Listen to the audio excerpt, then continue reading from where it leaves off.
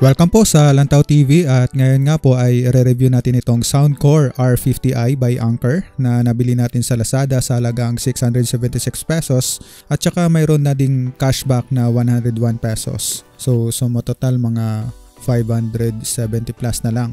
Pagka-unbox po natin ay safe na safe yung ating in-order. Nilagay po kasi nila sa malaking box kaya kung titingnan mo malaki. So ganito lang siya kaliit. So, ganyan lang siya kaliit yung kanyang box. Okay, tingnan natin sa loob. Mapapansin nyo po sa kanyang box, mamahalin talaga. So, sulit po yung binili natin. Mayroon po siyang kasamang manual at saka yung kanyang Type-C charging cable. Maganda naman po yung cable, high quality naman. At saka ito na nga yung ating earphone. Mayroon siyang kasamang dalawang earphone rubber cups. Dalawang pares po ito. Okay, buksan na po natin. So, mayroon siyang sticker para dito sa kanyang pin, no? Para mag-charge dito sa kanyang case. Kung ilalagay mo siya dito sa case niya ay parang mayroon siyang magnet. At saka yan, nagcha-charge. Pero full charge na po kasi ito. Para naman po sa specification niya, ilalagay ko na lang po sa description yung buong detalye niya. Yung kanyang playing time nito ay umaabot siya ng 10 hours at saka kapag gamitin natin yung kanyang charging case ay umaabot ng 30 hours. So dalawa na rin po yung kanyang microphone, left and right, at saka IPX5 waterproof na din po ito. At saka mayroon po siyang 22 presets para sa kanyang equalizer sa kanyang app. At mayroon din po itong QR code para ma-check po natin kung ito po ay original. Dito sa kanyang manual, English naman po yung instruction dito. Dito naman sa kanyang controls, mayroon po tayong application dito na pwede mong iset. So depende po sa inyo kung ano po yung isiset niyo dito sa kanyang controls. Para sa kanyang app ay ilalagay ko na lang po yung link sa description natin. At saka dito pag open mo ng app ay mayroon siyang update sa kanyang firmware para maganda yung kanyang tunog dito. Ngayon ay itetest natin siya sa pag-record ng video. Gagamitin natin siya as wireless microphone. Kung maganda nga ba yung kanyang kuha kahit na nasa malayo. So iset nyo na lang po sa inyong phone. So heto na po yung kanyang sound quality. Okay, mic test. Soundcore R50i. Sound test. Mic test.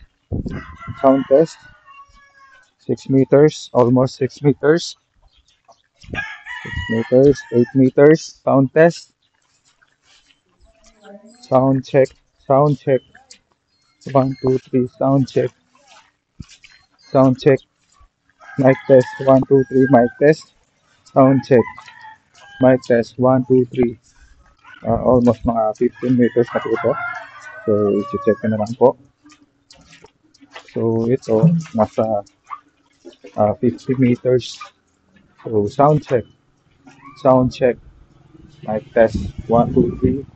Sound check. Mga 50 meters po ito yung distance niya. Okay, narinig nyo na po yung kanyang quality ng recording kapag tayo ay gumagamit ng camera, video camera. So masasabi ko na hindi siya ganun kaganda yung kanyang recording. So kailangan nyo pong i-edit sa Audacity or i-edit yung kanyang audio para mas maganda po pakinggan. Ngayon naman ay itetest natin yung kanyang IPX5 water resistant kung gumagana nga ba. So parang kinakabahan ako dito sa test na to. Baka hindi na siya tumunog. Okay, ginawa ko yung test na to.